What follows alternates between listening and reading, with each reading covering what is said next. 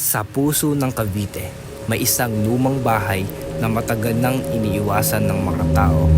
Ang kilalang Red House, isang abandonadong lugar. Sa unang tingin, isa lamang itong lumang bahay na unti-unti nang nilalamo ng panahon. Ngunit ayon sa mga residente, may mga kakaibang anino raw na nakikita rito tuwing gabi. Mga iyak ng bata, yabag sa itaas at minsan, isang nilalang na kalahating tao, kalahating kabayo. Ayon sa mga kwento, may nagpapakitang tikbalang sa paligid ng bahay.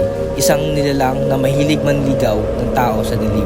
May ilan ding nagsasabing may naririnig silang iyak ng tiyanak mula sa loob ng abandonadong bahay.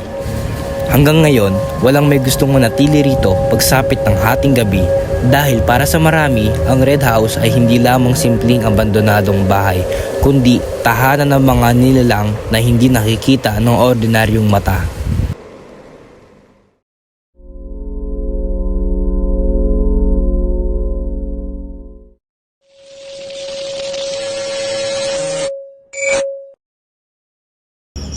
Yo, what's up mga kabogos?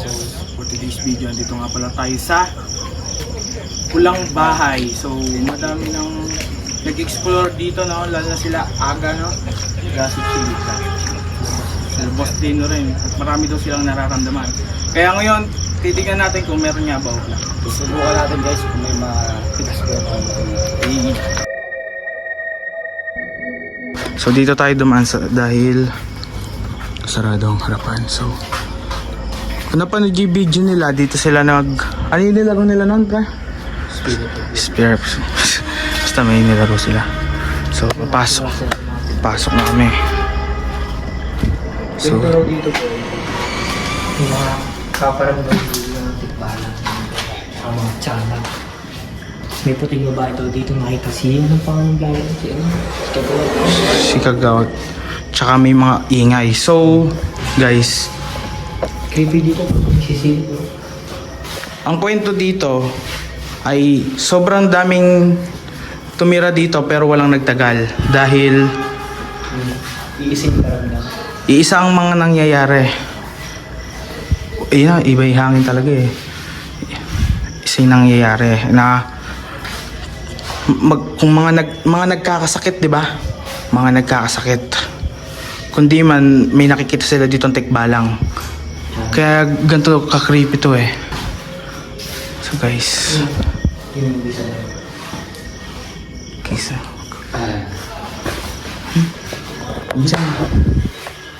Ito na sa Sa gantong kalit na bahay pero napakadaming nangyari. So susubukan namin. Wait lang. Ghost tube tayo. Tapos makipag-usap tayo. dito na. Kasi balong dito. Ilong ko siya. So guys, mag-ghost tube kami. Subukan namin kausapin yung mga dito, no? Listen ba to?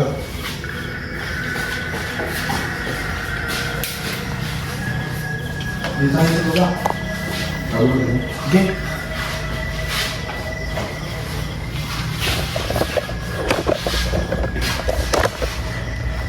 Okay, buka dyan.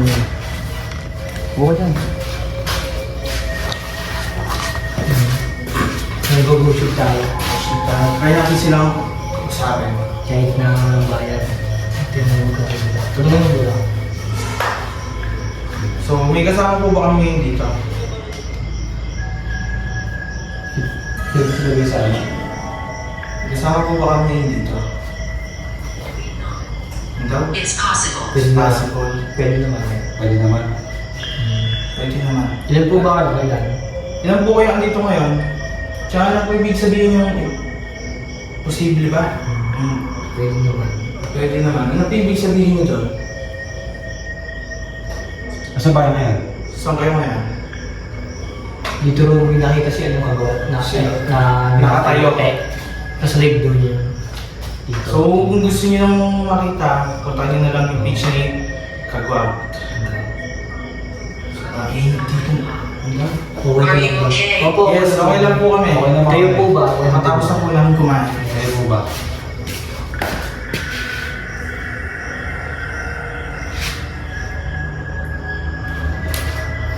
No. Magbagay ka ng side kung ito talaga. Kahit anong side. Ano yung nangyari? Kung ba't walang ano yung nangyari dito? Ano yung gusto nyo mangyari? Ba't sino nagpaparamdam? Or nanggugulo kayo?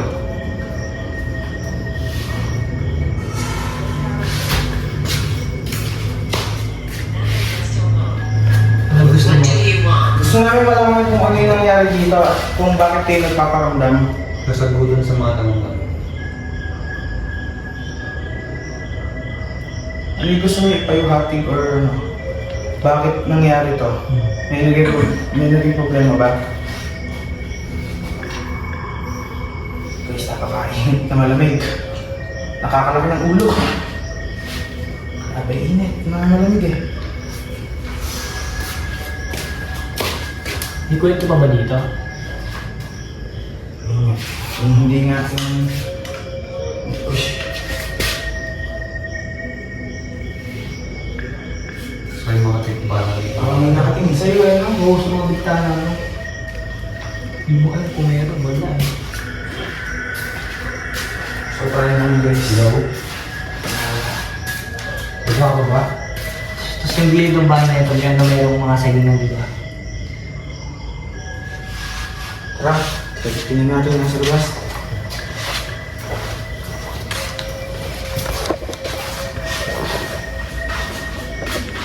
Guys, nakakalaki ng ulo. Lipstick pa dito.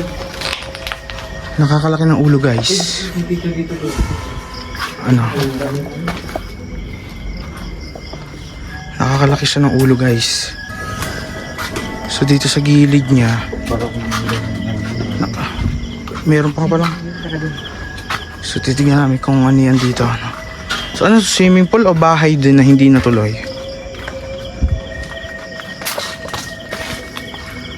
Bari-bari apo. Wala ito. Eh, may balon no? May bakod na repair. Anong balong? Wala namang balong dito. Ito, meron dito na. Ito lang ba yun? Parang may nagbigti dito. Di mo alam kung ano yan. Uy. Ang hirap-hirap pagturo. May kumanta rito yung EFC. Dito tayo ba?